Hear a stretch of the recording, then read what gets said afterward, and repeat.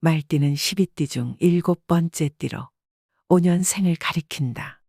오행으로는 오와, 음양으로는 양에 해당한다. 행운이 오는 것은 결코 우연이 아니다. 하늘과 땅, 사람의 기운이 천지인 합일되었을 때 그 힘이 크게 발휘하여 우리에게 큰 행운을 가져다 주는 것이다. 로또 당첨 역시 마찬가지이다. 로또 1등 당첨에 행운이 오는 것은 결코 우연이 아니다. 자연의 이치를 깨달은 사람만이 로또 1등의 행운을 거머쥘 수 있는 것이다. 지금부터 말띠에게 로또 당첨의 행운을 가져다 주는 천지인 합일의 놀라운 비방법에 대해 알아보자.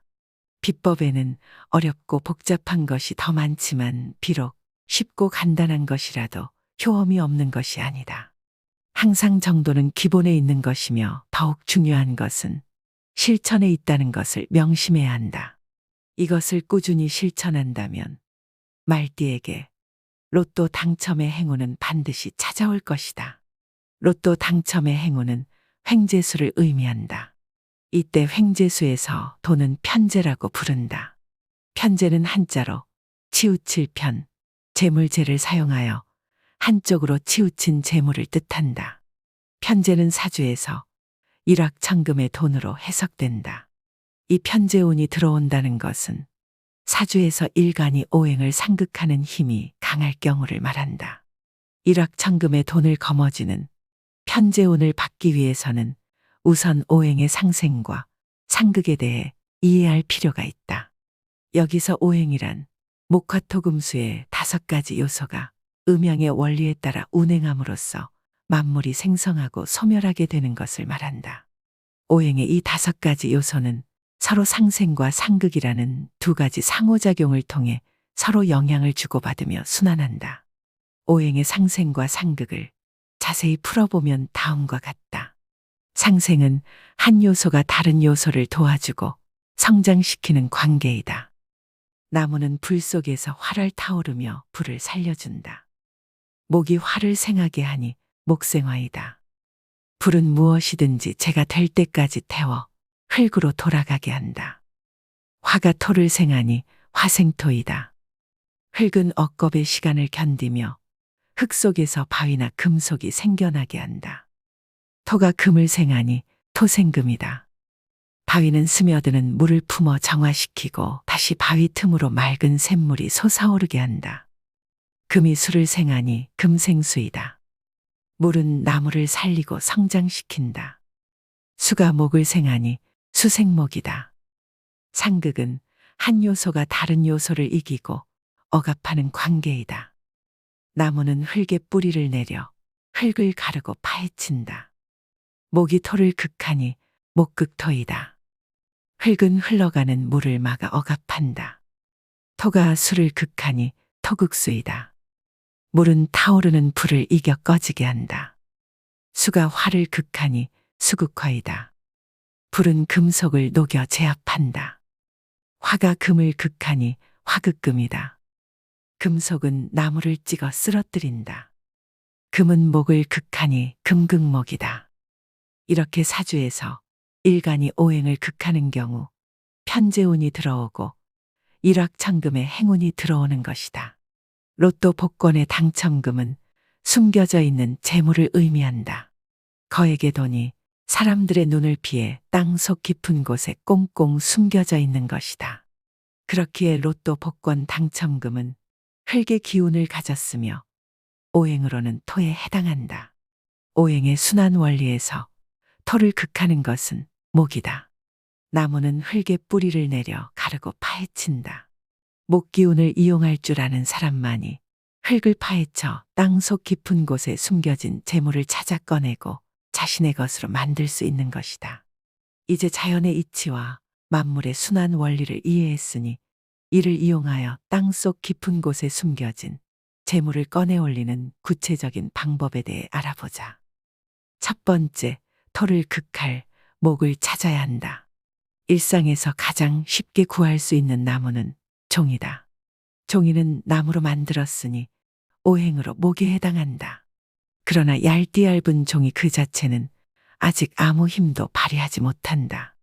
종이가 나무로서 땅속 깊은 곳까지 뿌리를 내리고 흙을 파헤치려면 강한 기운을 불어 넣어야만 한다. 먼저 자신이 태어난 해에 천간이 상징하는 색의 종이를 준비한다. 이는 하늘의 기운을 받기 위해 그러하다. 하늘에 존재하는 길을 갑을병정, 무기경신, 임계라 하여 10가지가 있다.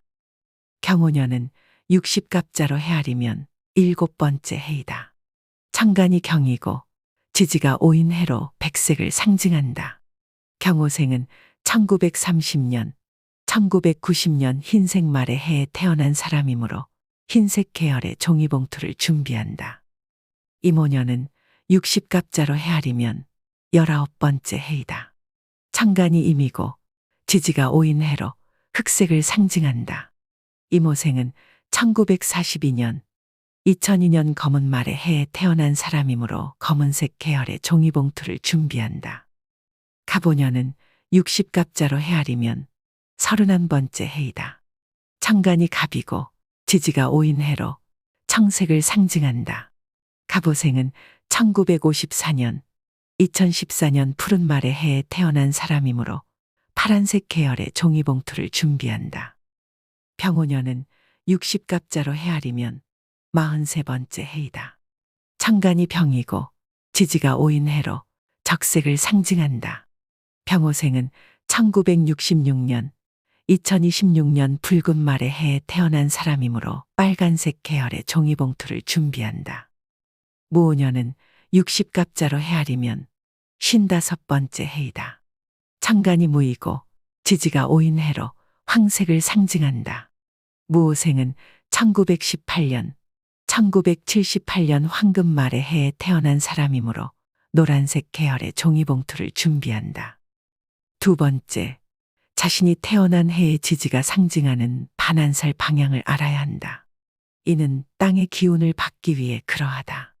땅에 존재하는 길을 자축인묘, 진사오미, 신유수레라 하여 12가지가 있다.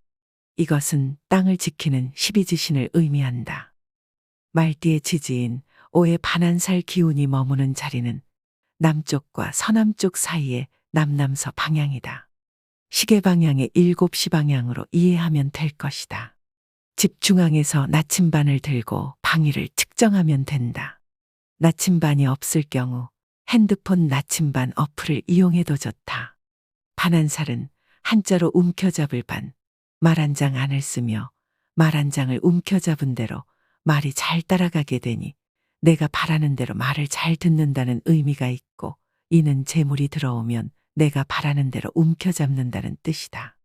이처럼 반한살 방향은 돈, 재물과 관련이 깊은 방향이 된다. 반한살은 인생의 여정에서 어려움과 고비를 극복하고 마침내 안락한 위치에 도달하여 자신의 삶을 돌아본다는 의미도 내포하고 있다. 따라서 반한살은 역경 후에 찾아오는 풍요와 행복을 보장해주는 방향이라 생각하면 된다. 이처럼 반한살은 재물을 부르는 방향인 것이다. 세 번째, 하늘의 기운과 일치하는 종이봉투에 로또 용지를 넣은 다음 이것을 땅의 기운과 일치하는 반한살 방향에 보관하도록 한다. 이때 로또 용지는 절대로 구기거나 접지 말고 반듯하게 펴서 종이봉투에 넣어야 한다. 이렇게 해야 목 기운이 강하게 파고들어 흙 속의 재물을 꺼내올 수 있는 것이다. 이제 이 봉투를 행운봉투라고 부르자. 이제 행운봉투는 재물을 꺼내 올릴 준비가 되었다. 집에 반한살 방향에 나무로 된 서랍장이 있다면 그 속에 행운봉투를 넣어두자. 만약 나무 서랍장이 없다면 종이상자를 두고 그 속에 넣어두어도 좋다. 이것들은 목기운을 극대화시키는데 큰 도움을 줄 것이다. 운 중에서도 특히 재물운은 밝고 후덥지근한 곳보다 약간 서늘하고 어두운 곳을 더 좋아한다. 이런 곳이 훨씬 더 안정적인 기운이 머무르기 때문이다. 실제로 수차례 로또 1등에 당첨된 분은 항상 로또를 나무 서랍장에 보관했으며 로또 용지를 다룰 때는 인격체를 대하듯이 공손하게 했다고 인터뷰한 일화 역시 유명하다. 서랍장과 상자의 색상이나 디자인은 중요하지 않으니 마음에 들고 끌리는 것으로 선택해서 사용하도록 한다. 만약 집에 반환살 방향에 금속으로 된 금고가 있다면 이는 오행으로 금의 기운에 해당하므로 이 금고에 행운 봉투를 넣는 것은 좋지 않다. 금속은 나무를 찍어 쓰러뜨린다. 금은 목을 극하니 목의 기운이 쇠퇴하게 된다. 그렇기 때문에 금속으로 된 금고 속에는 행운 봉투를 넣으면 안 되는 것이다. 금고 옆에 나무 서랍장을 두거나 금고 위에 종이 상자를 올려두도록 한다. 그렇다고 해서 이 비방을 위해 금고를 치워버리면 절대 안 된다. 지난 영상에서 언급했듯이 금고는 집안의 금전운을 상승시키는 중요한 풍수도구이기 때문이다. 또한 반환살 방향에 주방이나 난로가 있을 때는 주의사항이 있다. 불은 무엇이든지 재가 될 때까지 태워 흙으로 돌아가게 한다. 화는 토를 생하게 하니 흙의 기운을 강하게 만든다. 이는 땅이 단단해져 흙 속의 재물을 꺼낼 수 없게 되는 상태가 된다는 의미이다. 따라서 가스레인지나 난로 등 불의 기운이 있는 곳에는 행운 봉투를 두면 절대 안 된다. 그렇다고 해서 물은 나무를 살리고 성장시키는 수생목이다 하여 행운 봉투를 물과 가까이 두고자 한다면 완전히 잘못된 생각이다. 물을 너무 많이 주면 오히려 나무 뿌리가 썩어버리기 때문이다. 무엇이든 적당할 때 그 기운이 발휘되는 것이다. 따라서 싱크대나 세면대와 같이 물을 직접적으로 사용하는 곳에도 행운 봉투를 절대 두면 안 되는 것이다. 네 번째, 하늘의 기운과 땅의 기운을 일치시켰으니 이제 사람의 기운을 더해 천지인 합의를 만들 차례이다. 사람의 기운을 더하는 것은 간절한 염원과 감사의 마음이다. 이루고 싶은 간절한 마음이 있다면 그 간절함의 크기만큼 큰 염원이 만들어질 것이다.